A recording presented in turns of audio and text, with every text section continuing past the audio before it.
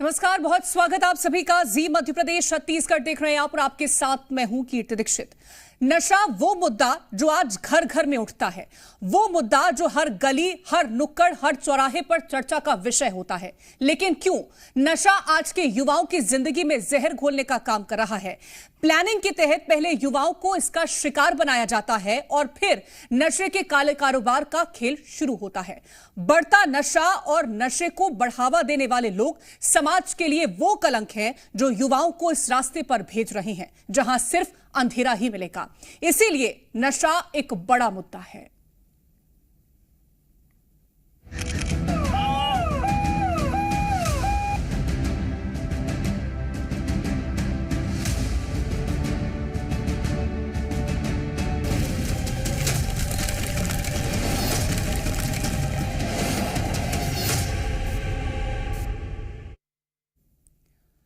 एक फैक्ट्री जिसके अंदर नशे का कालो कारोबार चल रहा था। युवाओं को नशे में डुबाने के लिए फैक्ट्री में पिछले 6 महीने से ड्रग्स बनाए जा रहे थे, लेकिन किसी को कानो कान कोई खबर नहीं।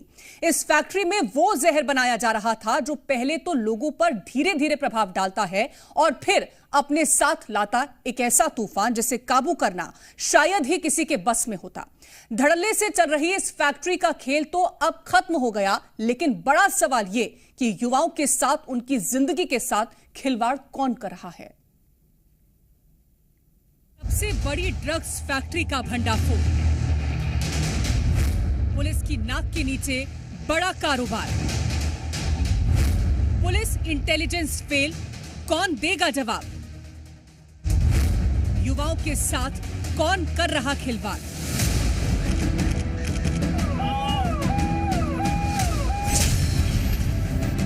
मध्य प्रदेश की राजधानी भोपाल में देश की सबसे बड़ी ड्रग्स फैक्ट्री का खुलासा हुआ। मध्य प्रदेश पुलिस की नाक के नीचे पिछले 6 महीनों से चल रही ड्रग्स फैक्ट्री का भंडाफोड़ गुजरात एटीएस और दिल्ली एनसीबी की संयुक्त कार्रवाई के बाद हुआ। भोपाल के बगरौदा गांव स्थित प्लॉट नंबर F63 में ड्रग्स की ये फैक्ट्री चल रही थी। इसकी भनक भोपाल पुलिस को तब लगी जब गुजरात एटीएस और एनसीबी की 15 सदस्यीय टीम ने फैक्ट्री पर दबिश दी। फैक्ट्री से 1800 करोड़ से ज्यादा की एमडी और उसे बनाने वाला सामान बरामद किया गया। साथ ही ड्रग बनाने वाले 2 आरोपियों को गुजरात एटीएस और दिल्ली एनसीबी की टीम ने तुरंत ही गिरफ्तार कर लिया था, जिसके बाद एमपी पुलिस को पूरे मामले की भनक लगी और पुलिस भी एक्शन में आ गई। गुजरात एटीएस और दिल्ली एनसीबी की कार्रवाई के बाद मध्य प्रदेश पुलिस ने तुरंत ही एफआईआर दर्ज कर फैक्ट्री के मालिक को गिरफ्तार किया। वहीं गुजरात एटीएस ने मंदसौर पुलिस के साथ इस पूरे ड्रग्स के मामले में सबसे बड़े सप्लायर हरीश आंजना को गिरफ्तार किया। जो कि आरोपी है उसके संबंध में जो है उन्होंने हमसे मदद मांगी, तो इसमें मंदसौर पुलिस के द्वारा पूरा ऑपरेशन लीड किया गया। इसमें जो आरोपी हरीश आंजना है, जो उसको जो है उसको पहले विधिवत अभिरक्षा में लेकर गुजरात एटीएस से उसको सौंपा गया। साथ में उससे पूछताछ के दौरान जो है एक अन्य व्यक्ति जो है प्रेमसुख पाटीदार, उसका नाम सामने आया, जिसको उसने एमडी जो माल है वो सप्लाई करना बताया। एटीएस आई थी, हमसे सहयोग मांगी थी और ये केमिकल जो है वापी वलसाड़ जिला जो गुजरात में है वहाँ से केमिकल आता था और मशीनरी की भी पूछताछ जो की जा रही है कि जो बनाने के उपकरण थे वो संभवतः महाराष्ट्र से आते हैं। ड्रग जो है इंटरनेशनल क्राइम है और इसके साथ साथ राज्य पुलिस और नेशनल पुलिस साथ मिलकर काम करती है। एनसीबी भी लगातार काम कर रही है और इसी सिलसिले में 3-4 महीना पहले पूर्व में राजस्थान में भी फैक्ट्री पकड़ी गई थी और भी जगह फैक्ट्री पकड़ी गई है और उसी को आगे बढ़ाते हुए सभी के सहयोग से ये कार्रवाई की गई। प्रदेश की राजधानी में देश की सबसे बड़ी ड्रग फैक्ट्री के खुलासे के बाद एमपी पुलिस पर सवालिया निशान तो कई तरह के खड़े हो रहे हैं, जिनका साफ तौर पर अभी तक कोई जवाब प्रशासन की ओर से नहीं दिया गया। लेकिन इस भंडाफोड़ को लेकर राजनीति जरूर शुरू हो गई है। कांग्रेस सरकार पर मध्य प्रदेश को उड़ता एमपी बनाने का आरोप लगा रही है, तो बीजेपी कांग्रेस के बयान पर पलटवार कर रही है। देखिए, ऐसा प्रतीत होता है कि मध्य प्रदेश को उड़ता एमपी बनाने की तैयारी है। जिस तरीके से इंटेलिजेंस फेलियर आप कहें कि यहाँ पे किसी को कोई जानकारी नहीं है और गुजरात से टीम आती है, दिल्ली से टीम आती है नारकोटिक्स की और वो यहाँ पे 2000 से ज़्यादा करोड़ का ड्रग्स पकड़ती है, तो ये एक दिखाता है कि कहीं ना कहीं यहाँ का गृह विभाग भी निष्क्रिय है, यहाँ की इंटेलिजेंस भी पूरे तरीके से निष्क्रिय है। तब कांग्रेस क्या कर रही है? इस प्रकार के आक्षेप इसलिए लगाती है कांग्रेस क्योंकि अभी अभी ये हुआ दिल्ली में लगभग 5,500 करोड़ की जो ड्रग पकड़ाई, उसमें कांग्रेस का एक बड़ा नेता का नाम आया और वो नेता कांग्रेस की आला कमान से जुड़ा है। तो क्या करेंगे? दूसरे पर आक्षेप लगाकर अपने आप से प्रश्न नहीं किए जाएं, उनसे प्रश्न आप लोग नहीं करें, अखबार वाले, मीडिया वाले, इसलिए ऐसी बातें करते हैं। लेकिन ये बात बार बार स्थापित हो रही है और लगातार स्थापित हो रही है कि मध्य प्रदेश में जिस तरह से पुलिस और प्रशासन चुस्त दुरुस्त है, कोई भी यहाँ गलत काम होता है उसको पकड़ा जाता है और उस पर कार्रवाई की जाती है। अब नशे के इतने बड़े कारोबार के खुलासे के बाद कांग्रेस पूरी तरह से शासन प्रशासन पर हमलावर हो गई।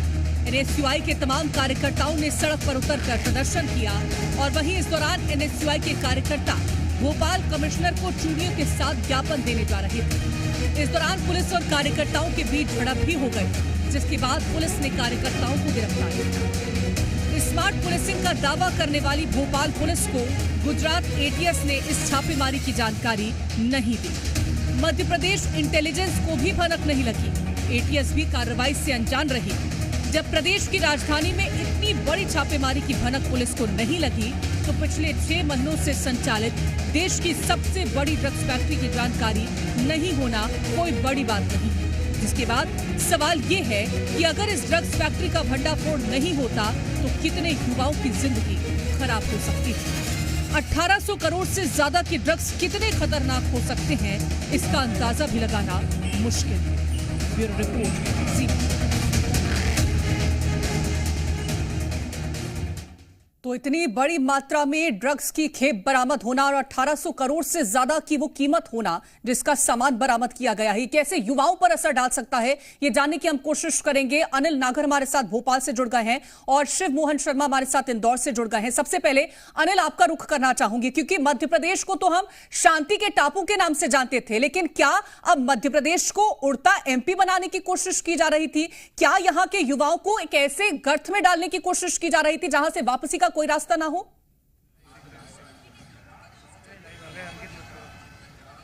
देखिए, बिल्कुल कीर्ति, देश के दिल मध्य प्रदेश में राजधानी भोपाल में ड्रग्स फैक्ट्री संचालित हो रही थी और पुलिस की नाक के नीचे ये ड्रग्स फैक्ट्री संचालित हो रही थी और पुलिस को इसकी कानो कान खबर नहीं होती। गुजरात एटीएस और एनसीबी की टीम राजधानी भोपाल में 1 महीने से डेरा डाले रखती है, इसकी भी खबर मध्य प्रदेश पुलिस को नहीं होती। देखिए, जब 2 दिनों तक एटीएस और एनसीबी की टीम कार्रवाई करती रही, 2 दिनों बाद राजधानी भोपाल पुलिस की नींद खुलती है कि गुजरात एटीएस और दिल्ली एनसीबी की टीम राजधानी भोपाल में बड़ी कार्रवाई कर चुकी है। एनसीबी की टीम ने जो है बड़ी कार्रवाई करते हुए 1800 करोड़ से अधिक का ड्रग्स फैक्ट्री से जब्त किया। देखिए, देश के दिल मध्य प्रदेश और मध्य प्रदेश की राजधानी भोपाल में ड्रग्स फैक्ट्री संचालित हो रही थी और जो ड्रग्स जब्त किया है, बताया जा रहा है अगर ये ड्रग्स खपाया जाता तो 18 लाख युवाओं को नशेड़ी बनाया जा सकता था और बीते 5 महीनों में न जाने कितने युवाओं को नशेड़ी बनाया जा चुका होगा, क्योंकि ये एक तरह से जहर बेचा जा रहा था और इस जहर के न जाने अब तक कितने लोग, कितने युवा शिकार हो चुके होंगे। युवा क्या सोचता है भोपाल का, वो मेरे साथ मौजूद है, उनसे बात करते हैं। राजधानी भोपाल में ड्रग्स फैक्ट्री पकड़ाई है, कैसे देख रहे हैं आप?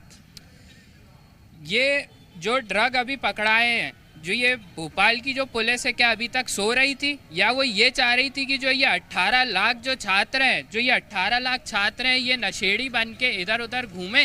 क्या ये सो रहे थे अभी तक? इनका कोई हक नहीं था। गुजरात की एटीएस आ रही है, एनसीबी आ रही है, क्या हमारी मध्य प्रदेश की जो पुलिस है वो इतनी सक्षम नहीं है कि सबसे बड़ा जो ड्रग का जो ये घोटाला हुआ है, जो ये पकड़ा गया है, वो पकड़ नहीं सकती थी? क्या वो ड्रग जो फैक्ट्री जो संचालित कर रहे थे, क्या पुलिस? क्या नाम है भाई साहब, क्या करते हैं आप? मेरा नाम कृष्णा सारैया है, मैं छात्र हूँ एक्सीलेंस कॉलेज से।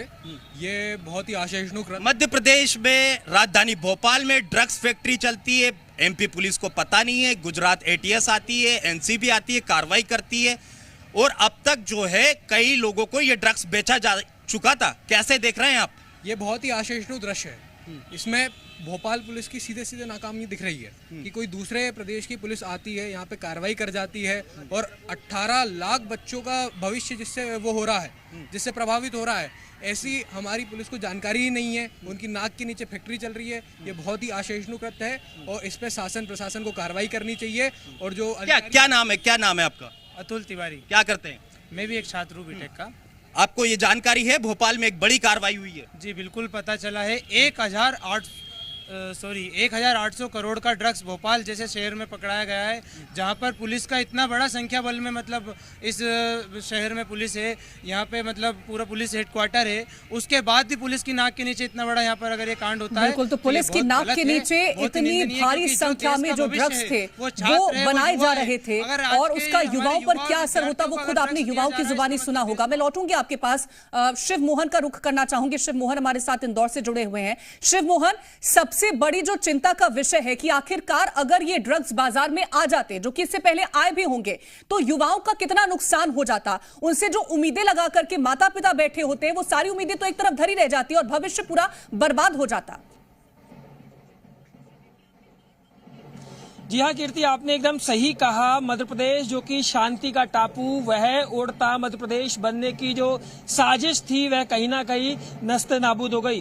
परंतु यह कब से चला आ रहा था? जो 1800 करोड़ से ज्यादा का ड्रग्स की फैक्ट्री पकड़ी गई, इस फैक्ट्री का जो ड्रग्स था कब से लोगों को खपाया जा रहा था और कब से लोग इसको कंज्यूम कर रहे थे, ये सबसे बड़ा सवाल है।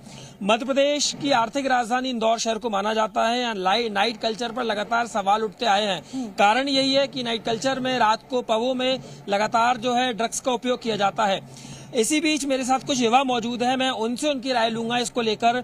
इंदौर में युवा किस तरह से ड्रग्स का उपयोग करते हैं, किस तरह से रोक लगनी चाहिए, और भोपाल में जो 1800 से करोड़ से ज्यादा का ड्रग्स पकड़ा गया, उस पर क्या कहेंगे? इंदौर में ड्रग कल्चर आए दिन बढ़ते जा रहा है। हम ये देखते हैं कि रात को यूथ क्लब्स में जा रहा है, वहाँ पे अनलिमिटेड ड्रग्स या ड्रिंक सर्व हो रही है। सिस्टम पूरा फेलियर है, कोलैप्स हो चुका है। पुलिस प्रशासन भी थोड़े दिन कार्रवाई करती है और फिर कुछ समय बाद वो ही पुराना रवैया स्टार्ट हो जाता है। अभी भी नाइट कल्चर कहीं ना कहीं सरकार द्वारा बंद करा गया है, पर क्लब्स सेटिंग करके कैसे भी नीचे मैनेज करके 1 बजे 2 बजे तक चलते रहते हैं। तो इस पे सरकार को कड़ी रोक लगानी चाहिए, या पुलिस कमिश्नरेट जो लागू हुई है इंदौर में, तो पुलिस कमिश्नर को इस पे नीचे तक रूट लेवल तक जाके वर्क करना चाहिए। ताकि क्या हो रहा है, जो क्राइम रेट बढ़ रहा है ये कहीं ना कहीं ड्रग्स की वजह से ही बढ़ रहा है। आए दिन हम देखते हैं कि सड़कों पर यूथ आपस में लड़ रहा है, लड़कियां तक इन्वॉल्व हो रही है लड़ाइयों में। अभी थोड़े दिन 8-10 दिन पहले ही 56 पे एक लड़की वल्गर ड्रेस में घूम रही थी, उसका ड्रग का वीडियो वायरल हुआ थोड़े दिन पहले ही। तो ये कहीं ना कहीं ड्रग की वजह से सोशल स्ट्रक्चर और अपना जो समाज में एक गलत संदेश जा रहा है, और जो युवा पीढ़ी है कहीं ना कहीं देश निर्माण से भटक रही है। इंदौर एजुकेशन हब माना जाता है। छोटे छोटे शहरों से इंदौर में बच्चे पढ़ने के लिए आते हैं, उनके माँ बाप उनको उम्मीदों के साथ इंदौर शहर में भेजते हैं, और उसके बाद पता चलता है कि बच्चे जो फीस के पैसे थे उससे लगातार ड्रग्स या नशे का में लिप्त हो जाते हैं और कहीं ना कहीं उनके परिवार का खात्मा होना शुरू हो जाता है। क्या कहेंगे? जी ये बिल्कुल सही है, क्योंकि ना घर वाले ध्यान देते हैं। वो बच्चा आया कहीं गाँव से, मान लीजिए छिंदवाड़ा शहडोल से आया, वो आता है यहाँ गलत लोगों के हाथ लग जाता है और उसका पढ़ाई में ध्यान नहीं देता। क्यों? क्योंकि स्कूल वाले ध्यान नहीं देते, कोचिंग वाले ध्यान नहीं देते, दोस्त बिगाड़ते ही हैं। और आजकल आप यूथ वो देख ही रहे कि क्या सिस्टम चल रहा है। और यही है, देश को अगर सब बिगाड़ना है तो यूथ को पकड़ लो, पर अगर सुधारना है तो भी यूथ को ही सुधरना पड़ेगा। अब ये एक उससे नहीं हो सकता, सबको ही। बिल्कुल, तो देश के रीढ़ की हड्डी युवा को माना जाता है, और अगर ये युवा ड्रग्स की चपेट में आ जाएंगे तो कैसे देश का भविष्य जो है वो बर्बाद हो जाएगा, वो हमने खुद युवाओं की जुबानी सुना है। फिलहाल बहुत शुक्रिया है आप दोनों का हमारे साथ जुड़ने के लिए और तमाम जो जानकारियां हैं वो साझा करने के लिए। तो जिस तरह से हमने आपको दिखाया है युवाओं की बातें, अब आपको दिखाएंगे कि इस पूरे काले कारोबार की इनसाइड स्टोरी, और बताएंगे कि कैसे देश के दिल मध्य प्रदेश में युवाओं के भविष्य को खराब करने वाली फैक्ट्री संचालित हो रही थी, और कैसे इस फैक्ट्री के अंदर नशे का काला कारोबार किया जा रहा था, और क्यों लोगों को इसकी भनक नहीं लगी।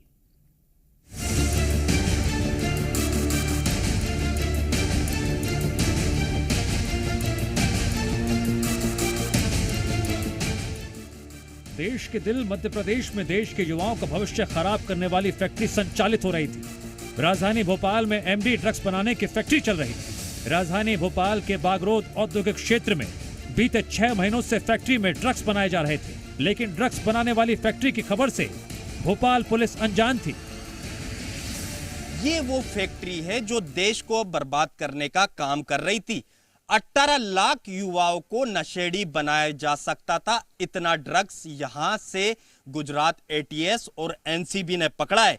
देखिए, यहां पर ड्रग्स की फैक्ट्री चल रही थी बीते 5 महीनों से, और जो ड्रग्स अब तक यहां से गुजरात एटीएस और एनसीबी ने पकड़ा है, उसकी कीमत 1800 करोड़ से भी अधिक है। फैक्ट्री के आसपास रहने वाले लोगों ने बताया, फैक्ट्री से केमिकल की बदबू आती थी। तब फैक्ट्री में काम करने वाले लोगों से पूछा तो बताया गया खाद बनाई जा रही है। खाद बनाने की केमिकल की बदबू है। एमडी ड्रग्स फैक्ट्री में रात के वक्त ही काम किया जाता था। यहाँ पर जो है सुबह के वक्त जो है आरोपी यहाँ पर कार से आता था और ये गेट खोलकर अंदर जाता था। अंदर 3 लड़के काम करते थे जो कि वो स्थानीय लोगों से कहते थे कि वो जो है खाद बनाने का काम कर रहे हैं। आरोपी जो 3 लड़के अंदर काम करते थे, उनके लिए इस कार से सुबह शाम शराब लेकर आते थे और शराब का नशा करने के बाद फिर वो अंदर जो है ड्रग्स बनाया करते थे। वहीं फैक्ट्री में काम करने वाले चौकीदार से जब हमने बात की, उसने कुछ चौंकाने वाले खुलासे किए। चौकीदार ने बताया, जब उसने यहाँ काम करने के लिए पूछा तो वहाँ काम करने वाले लड़कों ने बताया यहाँ वही काम कर सकता है जो नशा करे। काम करते बाबा कंपनी बदबू मारत थे दवाई, तो अपन लोग पूछे का बन रहा है, तो वे कहते खेती की दवाई बन रही है। और अपन एक अपन कंपनी अंदर गए नहीं, वैसे तो देखो अपन ने तो बदबू आती थी बाहर। हाँ बाहर बदबू आती। किस तरह की बदबू आती थी? वो तो केमिकल की बदबू आती। केमिकल की। तो आप कभी पूछते थे कि ये बदबू कैसी है? हाँ, तो वे हम कहते गए भाई काम वाम की भी पूछी हमने, कहा हमें लगा लो, तो भी जा बोलते कि भाई तब न कर पे हो का बदबू आत है और नशा कर है, देखो वही काम कर सका। फैक्ट्री में मशीनें और सिस्टम इतने आधुनिक और उच्च क्षमता वाले थे, यहाँ रोज 25 से 30 किलो एमडी ड्रग्स का उत्पादन होता था। करोड़ों के ड्रग्स यहाँ एक रात में बनते थे। रात में ही उनका काम होता था, दिन में नहीं कुछ करते थे। रात में काम करते जी। तो वो खुद ही बोलते थे कि हम तो रात में ही काम करते हैं, दिन में नहीं कर पाते इसमें काम। रात में ही उनका काम होता था और दिन में तो घूमते रहते थे। ये ऐसी वाली जो पिकअप है, इसमें की कोई आती रहती थी और बाकी माल खाली करने के लिए आती थी, बाकी लोड करने के लिए कोई ऐसा वाहन नहीं आया, ऐसा कभी देखा ही नहीं हमने। भोपाल में देश की सबसे बड़ी ड्रग्स फैक्ट्री के खुलासे के बाद इस जहर को बनाने वाली फैक्ट्री से जुड़े और भी कई खुलासे हुए हैं। इंदौर, उज्जैन, मंदसौर प्रदेश के अलग अलग हिस्सों से यहां ड्रग्स बनाने का सामान आता था। वहीं गुजरात एटीएस और दिल्ली एनसीबी की संयुक्त कार्रवाई के बाद एमपी पुलिस ने भी एक्शन मोड में आते हुए इस मामले में गिरफ्तारियां शुरू कर दी। साथ ही इस रैकेट में विदेशी साजिश होने की भी आशंका जताई है। राजधानी भोपाल में ड्रग्स फैक्ट्री संचालित करने वाला आरोपी सन्याल बने कुछ दिनों पहले ही ड्रग्स केस के मामले में जेल से छूटा था। उसके बाद से ही गुजरात एटीएस लगातार आरोपी पर निगरानी बनाई हुई थी।